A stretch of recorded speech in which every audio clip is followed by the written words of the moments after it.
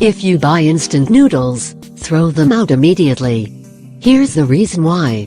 Instant noodles are one of the world's most popular foods.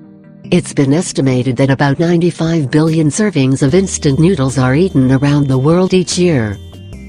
That's a heck of a lot of noodles, but if you've ever had instant noodles, its popularity really shouldn't come as much as a surprise.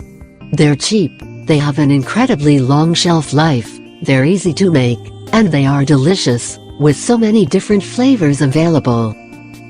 But while you can get your calorie fix from instant noodles, they aren't exactly very nutritious. Many people consider instant noodles to be junk food because it's low in protein, fiber, vitamins, and minerals, but high in carbohydrates and unhealthy saturated fat. And unfortunately, it gets far worse than that.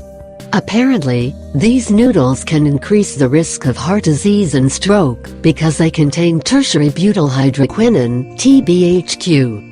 TBHQ is a byproduct of the petroleum industry and it's used as a food additive to preserve cheap processed foods. When an experiment at the Harvard School of Public Health was conducted to see the impact of consuming instant noodles, it was found that people who consume the food regularly have an increased risk of developing metabolic syndrome.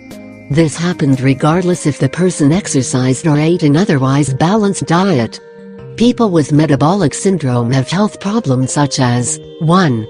High blood pressure, 2. High blood sugar, 3. Increased risk of heart disease, stroke, and diabetes.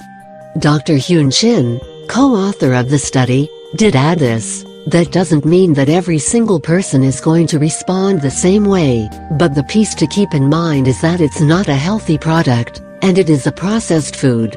In June 2012, the Korea Food and Drug Administration (KFDA) found a cancer-causing substance known as benzopyrene in 6 brands of noodles made by Nongshim.